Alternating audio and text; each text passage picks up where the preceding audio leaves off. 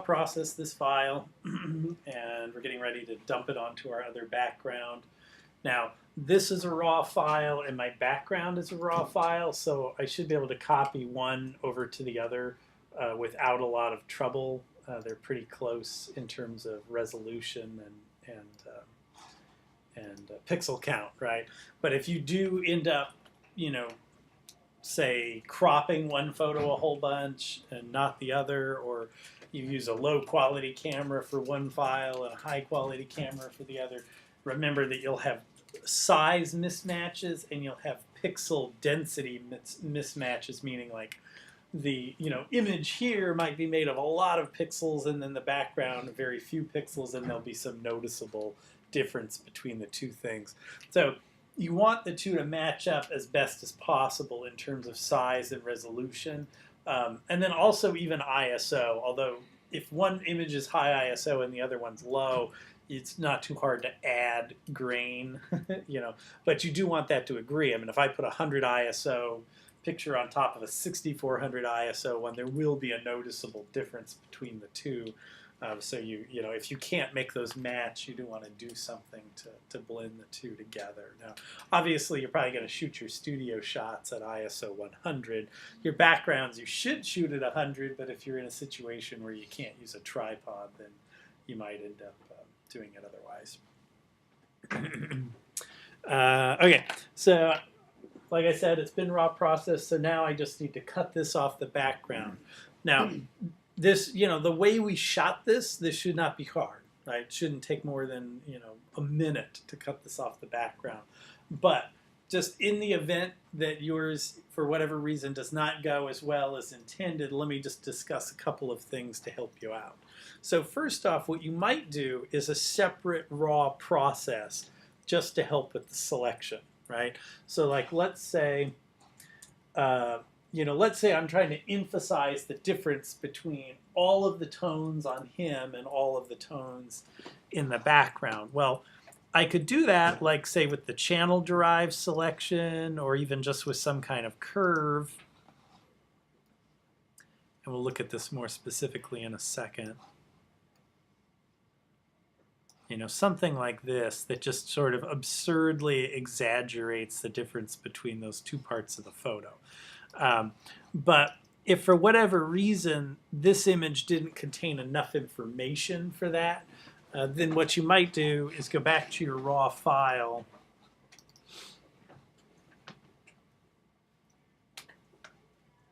right? And you might intentionally do a raw process that was, say, like really bright and really high contrast and the clarity cranked up and whatever else, whatever was needed to do in order to make one thing easily selectable against the other, right?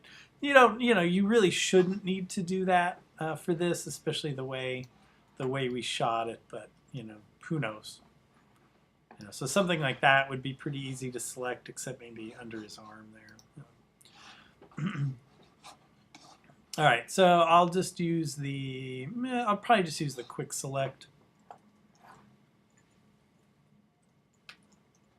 And remember, with quick select, as with all of these, you want to make use of the add to and subtract from modes up here at the top left. You want to work in small batches. Don't try to select the entire thing at once.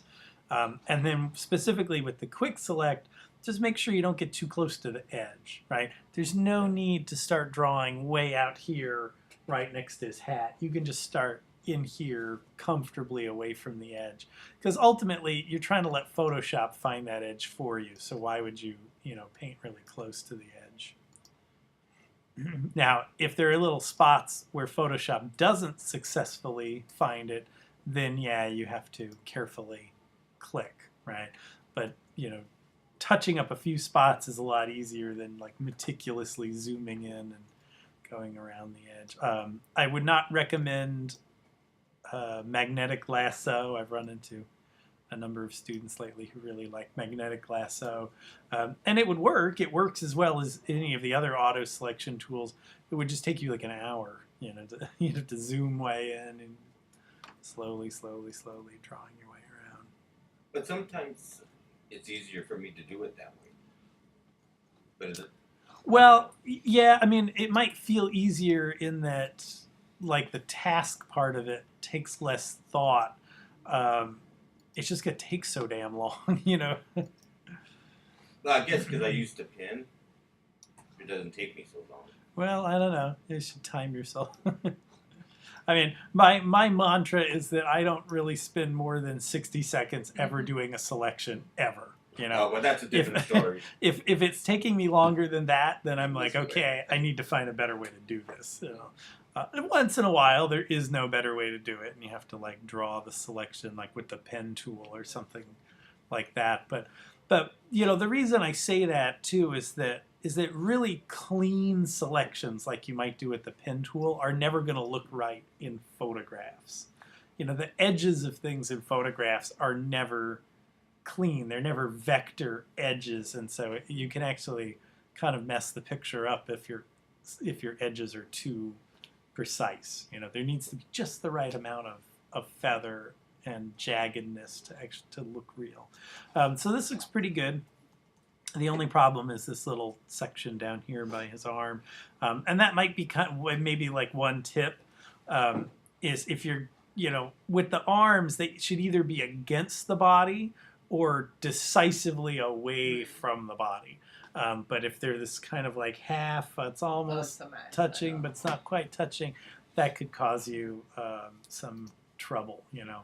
And you know, in fashion shoots, they often ask models to like do some uncomfortable arm position because they want to get that arm just, you know, 2 inches away from the body, even if that's some really like weird twist of the shoulder or something. So, but anyway, I'll just switch over to the minus mode, and we'll zoom in here, and we'll do our best.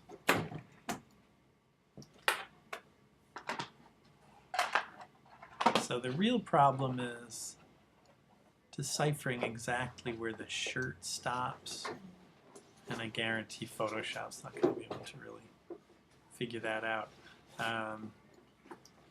And you can just keep making the quick select tool smaller and smaller to get up into that corner, but usually at a certain point I just switch over to the lasso and then I just draw it, because if it's just a little tiny bit like that, it's not a big deal.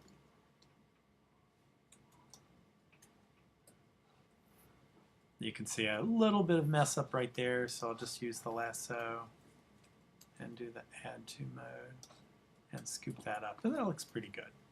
Now, we're only going to use masking. We're never going to delete anything, so this could always be reworked later. You know?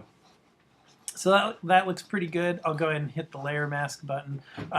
This is called background right now, so I've got to rename it to layer 0 or anything else I want to name it to. And then we'll hit the layer mask button, and there we go. So for most of his body, that's going to be fine, and we'll probably do a little blur or something and tweak it later. Usually, I make all of my rough selections first, then I put my stuff together, then I go refine my selections, right?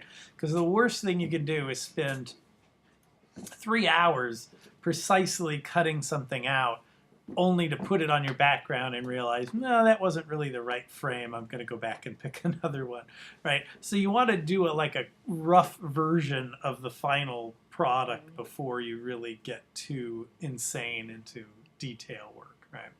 So I know that the beard is going to need work, but I'll save that for later. So I'm just going to scoop up this layer, drag it on over to the other document, drop it down. It's warning me that they have different resolutions.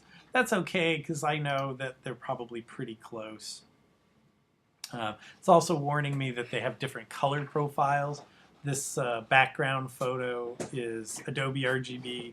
This one was ProPhoto RGB. I'll just say okay, it's going to convert it down from ProPhoto to Adobe RGB, but that's not a big deal. The only thing you don't want to do is ever convert anything to sRGB.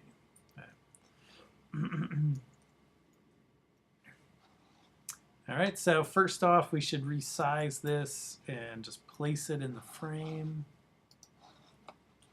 So let's make it a little bit bigger. And we'll almost done. And now we could go a little off center. Yeah, I'll go right about there.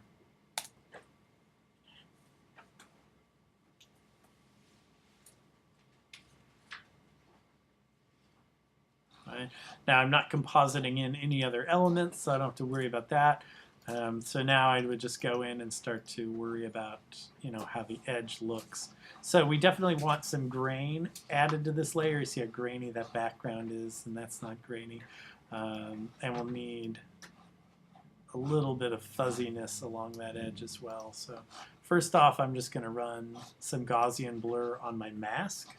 So filter, blur, Gaussian blur. And not very much, obviously not 100 points, that would be nuts. Maybe like 1 point, 2 points, that would be plenty. Yeah, because partly if I do too much blur, then that's really going to allow, say, like dark pixels to show against these light pixels, and that's going to be problematic. So I think literally just 1 point looks good. Now, so the beard is going to be an issue. Hair is always a bit of a chore. And you just got to decide how much accuracy you feel like you have to have. But and I've already shown this to you before, but my favorite way to deal with hair is to use the quick mask mode and to use the smudge tool, right? So I'm going to jump into quick mask mode. So down on the bottom left tool palette is the button. It looks like the layer mask button, and that puts you into quick mask mode.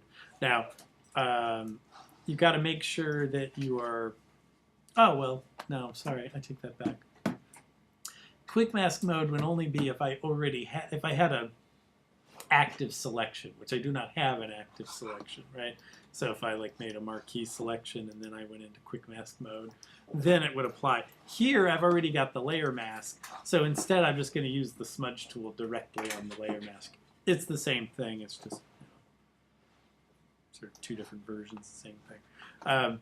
So you want the strength pretty low, and you do not want either of these things checked, the sample all layers or the finger painting, because we only want to affect the layer mask here.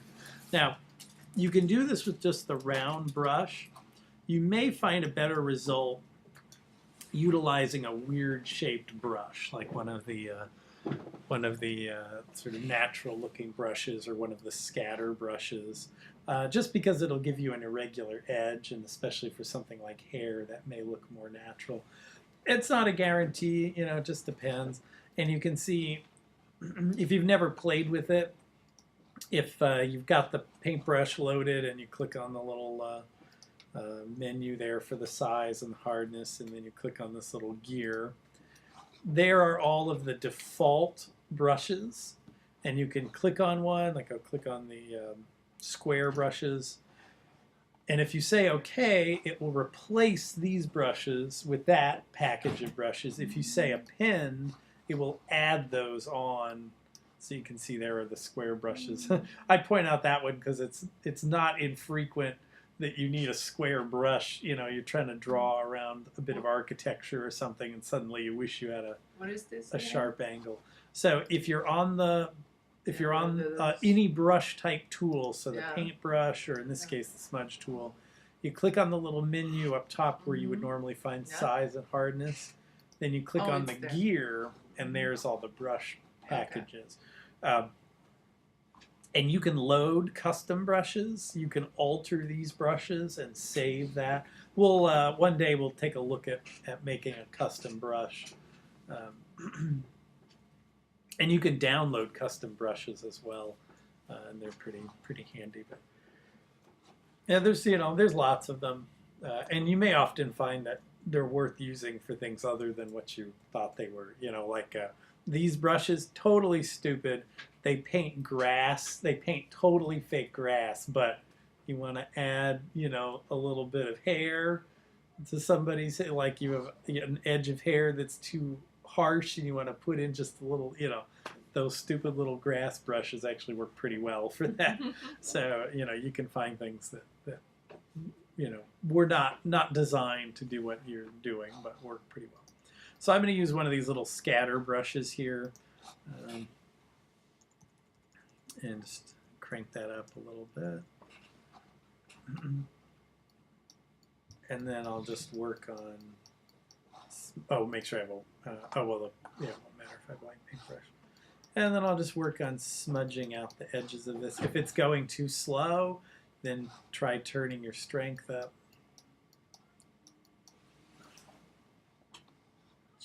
I'll view. Remember, Option and click lets you view the mask, and then you can see what it is that you're actually doing. And normally, I recommend don't worry too much about making hair like this actually look like it looked. If you're cutting some of his hair off, that's not a big deal. No one's gonna know. Just get a result that looks okay. Yeah. Sometimes students are just like trying to paint in every little flyaway hair, and it's just not worth it. So. And if you do too much or you see something you don't like, you can always smudge the other direction too.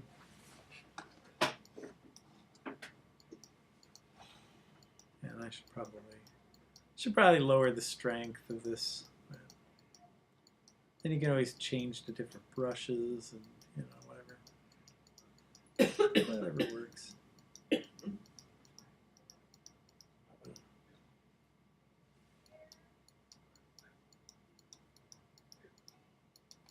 All right, that looks good enough. It's not a wild change, but all right. So now I need to try to match them up visually a little bit. So the biggest thing here is going to be matching the white and black point and the color temperature. All right. Which some of this I could have done back in RAW, but I'm just kind of imagining you're doing a basic RAW edit and then working it over in Photoshop. So I'm going to pull up a curve. Now the biggest thing is I've gone with quite a heavy dark black in the background, right? So I want my portrait to be just as heavy, right? Now obviously this curve is affecting all of the layers below it, so I need to clip layer 1 and curve 1 together. Right? We did that a few weeks ago. So if I go to the curves property palette, I just have to click that button that's a square with a little right angle arrow coming off of it, and that will clip curve 1 to the layer below it. And it only affects him. Right? So we need to just match up the black and white points. So we'll get a heavier black. But maybe actually go for a little bit less contrast. I don't know. And then the white here isn't bad. I don't know. I kind of like it heavier. Yeah, I think the white as shot was good enough, so it's pretty good. Now the temperature is way off. This is quite blue in the background, so we'll throw in a color balance. We need to clip that one as well, and then we can say add a little blue.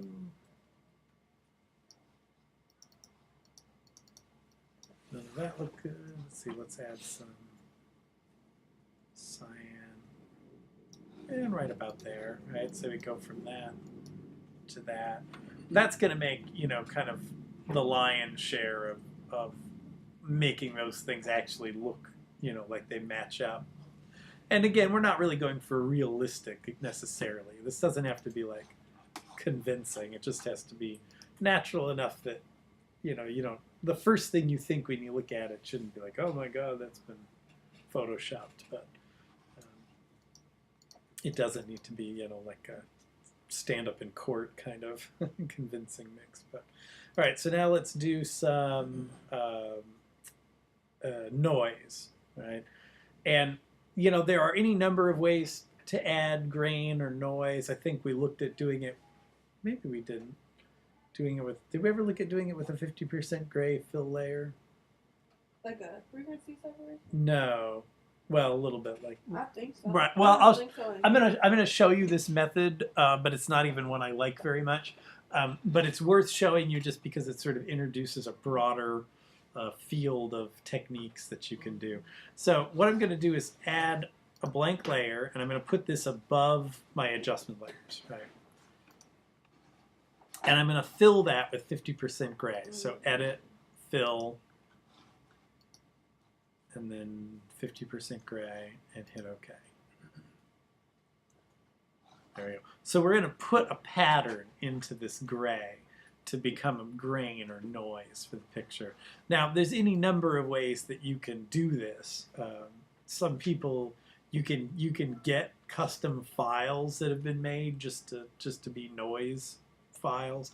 If you're just making one in Photoshop, the most common way, the classic demo, is to use the noise filter. So you go filter, noise, and then add noise. Okay. For this kind of thing, you want to use monochromatic, and I like Gaussian. Uniform just may look a little bit more, well, actually, I don't know, uniform might be better now that I say it. Yeah, let's use uniform. The idea is that Gaussian, the size of the little noise blobs varies. With uniform, they're all the same. The pattern is random either way, but actually, I mean, thinking about it, the grain of film would tend to be more of a uniform pattern and not a Gaussian pattern. Then the amount is essentially a contrast adjustment. You can see if it's really high, then the pattern is just black and white. If it's really low, the pattern's more gray. And, you know, nothing real high for this, probably 10%. Something like that looks good. Right? Now, this might be fine on its own, or it might need some enhancement. So I'm going to make 2 copies, just so I can demonstrate. So this one, assuming it's okay like it is, and this one, imagining it needs some enhancement. So if you want this grain to be a little bit more pronounced, then do filter and find the emboss filter, which I always forget where that is. Stylize, there it is, emboss. So all emboss does is it's supposed to make things look a little 3-dimensional. And you can see it's got a height and an amount. So the height is actually like an offset. It's like taking 2 images, one darker, one lighter, and moving it apart. In essence, like making a drop shadow. So let's just do a height of maybe 3. No, it's too much. 2. And then the amount, we'll just experiment with a little bit. Like pretty low, 25%. And then you can see, here's one version, there's our other version. Right? And then either one of these, you might end up running a curve on it. Right? I'll do Command-M, I'll pull up a curve. And then I might just boost the contrast of this to make it a little bit more pronounced.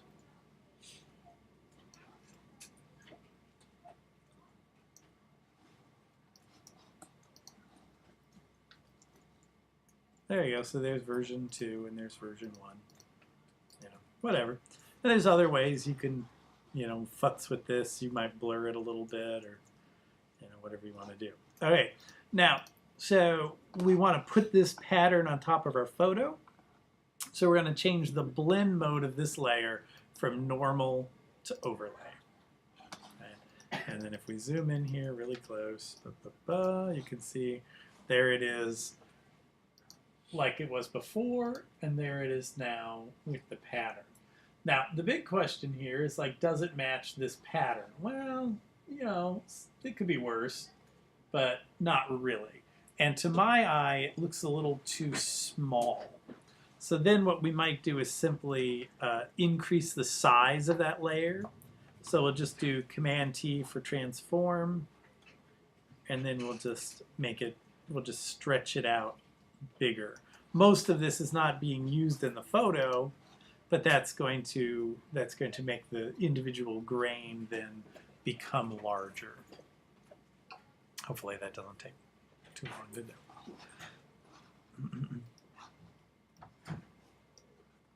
And then now it should look, you know, a little bit more pronounced. And that's pretty good. I think it needs a bit of contrast, so I'm going to run a curve on it, and I'm going to boost its contrast a little bit.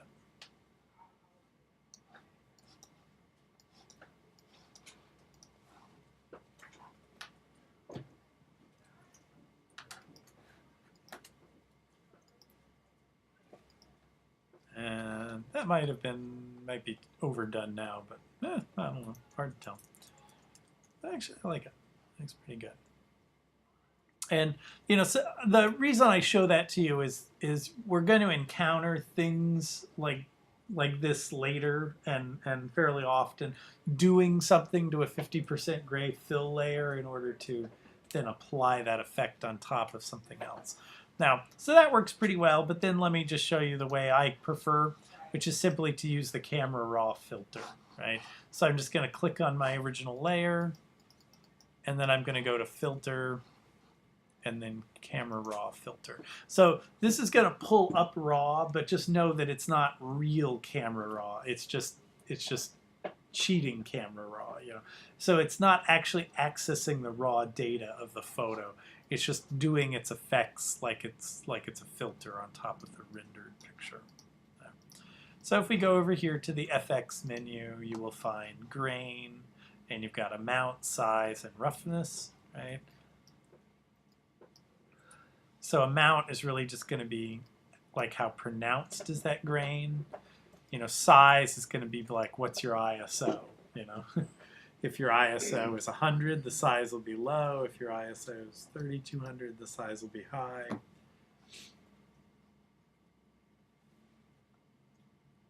And then roughness is going to end up being a measure of sort of like the variety of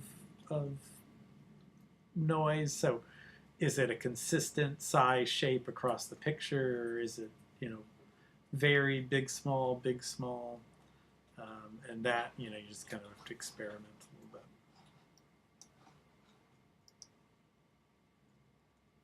Zoomed in way too much. So there's before, after, before, after. Well, that's not good at all. Let's bring the size down. There we go. That looks pretty good, so I'll hit OK. So it's not actually that different of a result. It's just easier. I mean, they built a grain engine into Camera Raw, and I think it works pretty well. So, you know, everybody used to do these things, like I showed with the 50% fill, and then they went and added that, and then you didn't have to anymore. Now, one last thing, if you are going to use the 50% fill layer, it will affect the whole photo, so you're going to need a layer mask. Fortunately, you've already got a mask for exactly what you want. So you just need to load your original mask as a selection by holding Command and clicking. Click on the noise layer and then hit the layer mask button, and it will copy, you know, that selection into the mask. All right. You know, I kind of like both those together. That's like way, way heavy, but it kind of works. Yeah, I'll leave it. Why not? All right. So all of that's looking pretty good. I don't see anything, you know, maybe I'm going to need to go and do some work down here. But I'll go ahead and move on to doing some tonal adjustments.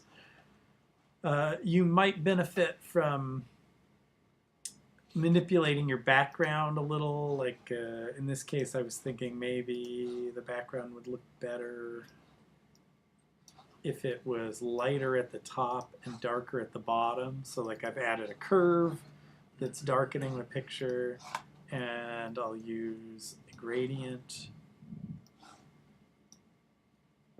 in order to fade that in. Oops, I want the reverse of that. Hang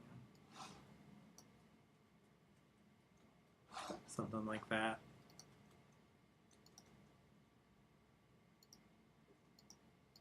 Yeah, maybe. Just helps hide some of my edges a little bit.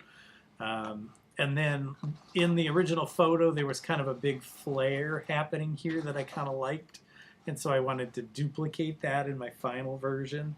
So what I'll do is just make a blank layer. I'll get my gradient tool, and I want that to go from white to transparent. So I'll pick up the the foreground color to transparent gradient, which I think we used another day too. And I'll draw right about there, maybe to there.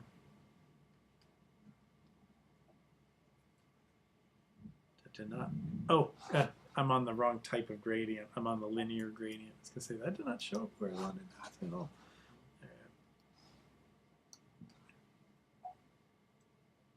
And that's just going to put a big white hazy ball into the picture. Oh, it did the reverse of what I wanted. That's pretty funny though. Oh, the reverse is checked. Yep, there we go. Never even thought to do that.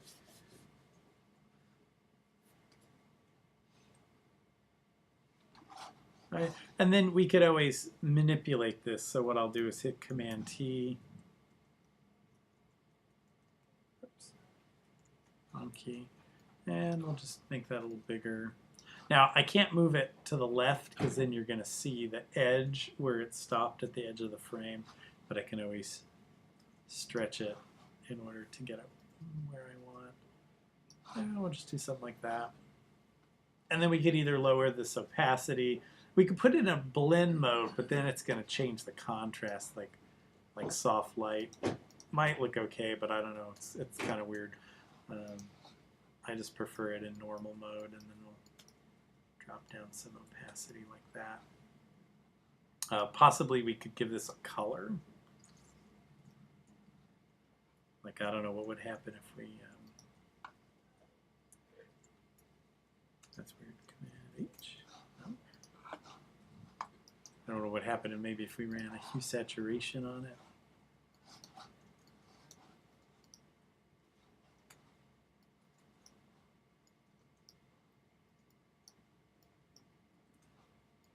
So I have to, you can't change the color of white because it's white, right? White has no color, black has no color as far as the computer's concerned. So I lower its lightness, thus turning it into a shade of gray, and then having colorize turned on that then allows me to apply a color on top of it. Right? So I don't know, maybe we'll just like find a color that kind of matches his shirt or something. Put that in there. You know, something like that. Whatever. You know, you get creative. This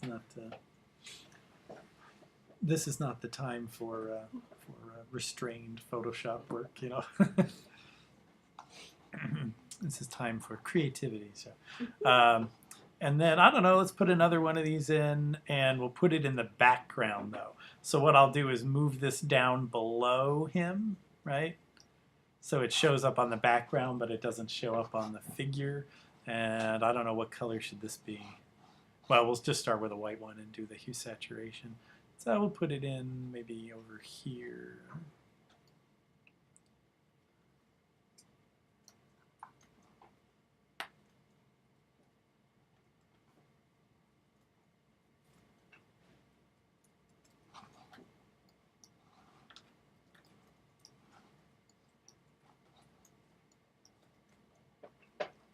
Ooh, I know what I want to do. Let's say, hang on.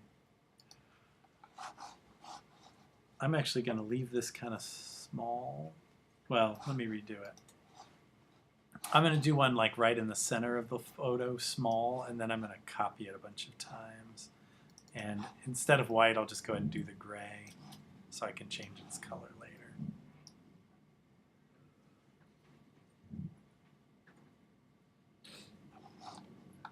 There we go. So there's what oops, wrong layer. Turn off auto select. There you go. So there's what I made. Oh, somehow I've got a little too much there. Hang on a second. Redo it again.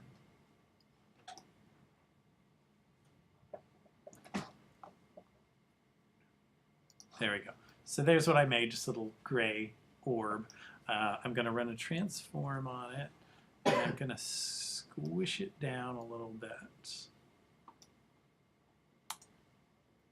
All right, and then here's where it's going to get a little bit nutty. So I'm going to copy it. Yeah, this is nothing you have to do. I'm just kind of making stuff up here as I go. And then I'm going to do a perspective transform.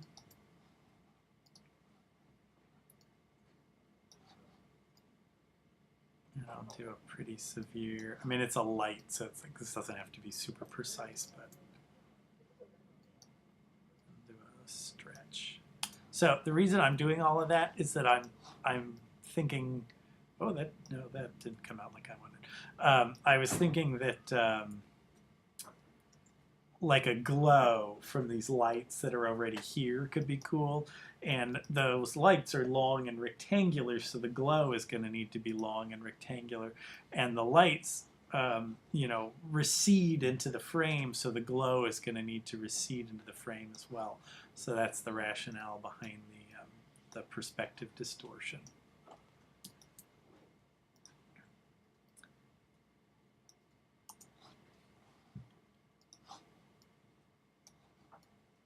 And there we go. So that looks pretty good. So then I'll just copy that. Well, let me go ahead and do the color, and then I'll just copy them. So we'll do our hue saturation. Oops.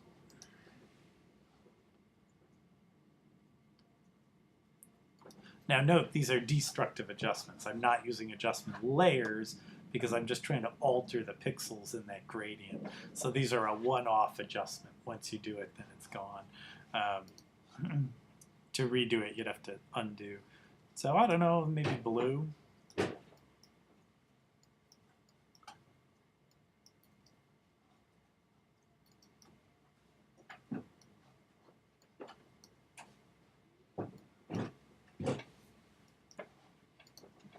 There we go. And we'll just drop that opacity down.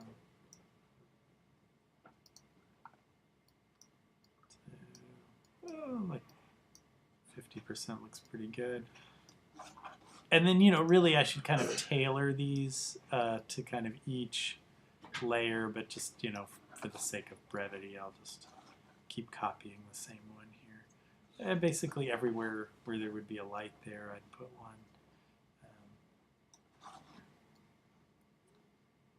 And then that one, maybe we'll go bigger on that one.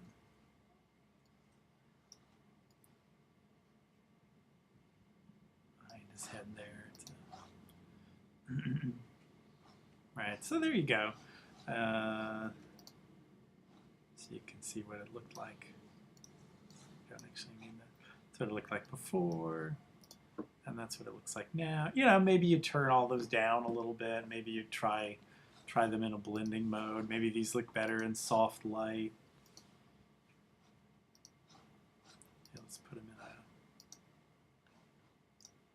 oops. I'll put them all in a group, so I'll just select them all and I'll hit Command and G, and then that'll allow me to just sort of change the blend mode of that entire group all at once. Things like that. Soft light versus normal versus screen, maybe. Well, screen kind of looks good. I go with that. Yeah,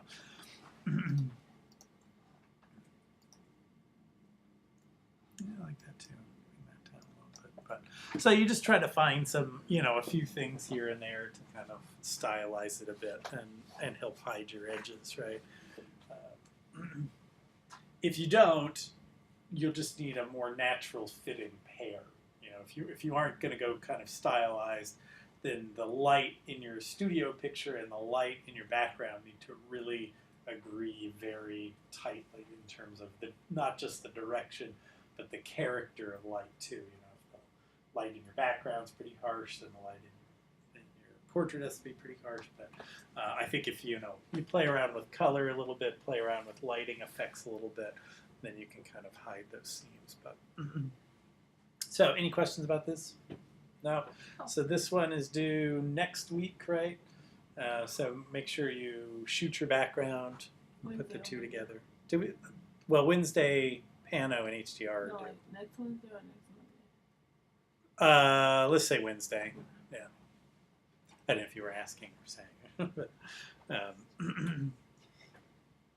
and then next class, Pano and HDR will be due. So if you have any questions about those, let me know. I'm happy to take a look at what you have now or show you anything you've forgotten. Again, and then after this, the next project will be portrait retouching, so just looking ahead. So you will need a portrait for that. It's preferable that it is studio shot, although it's not required. You could do a natural light portrait if you want. It needs to be a nice one, but perhaps like a nice black and white natural light portrait or something could work. And close, right? So we're looking for facial skin retouching. So we're talking chin to top of head. You maybe get away with like chest up, right? But if you're doing half body or full body, the head is going to be so small that the type of retouching that we're going to be talking about is way too detailed for a full body portrait, right? The face just does not encompass enough of the photo. There are not enough pixels on the face to do the kind of retouching we're going to do. So, look back through your archive of photos. If you have a nice tight portrait from some demo or something, great, use it. If not, you should plan on shooting one at some point. It doesn't have to be anything crazy, but And then the other thing is, I would say any type of portrait you use is perfectly fine, and every portrait needs retouching. But if you personally want the retouching to appear very blunt and very obvious, you might choose a portrait that is more in need of retouching than other ones, right? So if you have one where you shot a model with really great skin and really superbly applied makeup, right? I would still say every photo needs some retouching, but you may find the retouching on that picture too subtle to make it a good learning experience. So you might want to lean towards one where it's somebody with no makeup or just somebody with more blemishes, more things that need correcting, right? And one thing we'll be emphasizing, because this is the direction the industry is going, is the retouching will be done to look very natural and to look very minimal, right? Because the publishing industry is like super anti-Photoshop right now, and so you don't want to do any of these, really smooth, glossy Barbie doll kind of retouching looks. You want to be very natural looking now, because if you have over retouched stuff in your portfolio, people aren't going to hire you. However, over retouching is great for Instagram. it's great for Instagram. Well, I was saying it's great for retail. If it's just Jane Smith hires you for a portrait, you could probably retouch the hell out of that. I mean, people like it, but people don't like seeing, say, celebrities or somebody kind of retouched a lot. They like to see themselves retouched a lot. They don't like to see other people out. But and I often say, like if you do a portrait session like that you like, you're probably going to kind of retouch it once for you and once for the client. And the clients may be kind of garish, maybe a little overdone, because that's how they do it. The other thing is people have proclivities, like they feel their ears are too big or their nose looks whatever, and so they're going to want you to correct that, but you're probably not going to feel like that feature is really a problem on them. But anyway, so just make sure you have an appropriate picture for the retouching. So one that is close and one that does actually need some retouching. But it can be shot on an empty background. It could be shot, outdoors with some kind of actual background on it. Male, female, fashion, editorial, whatever you want to do is fine. The techniques we're going to do will apply equally to any age of person, any type of image. The only thing that will be different is the amount of retouching. If you do an editorial like a street photo, not a journalism photo, but just kind of a street photo of somebody, you might retouch that a lot. But if you're doing other kinds of work, and then you might barely touch it. The techniques are the same either way. Right? And then we'll look at a number of things you don't actually have to use, like say liquify tool, to change the shape of the features. We'll look at it, but you won't be required to use it. Some of that stuff starts to go kind of too far if misapplied. But all right. So any questions about any of that? No.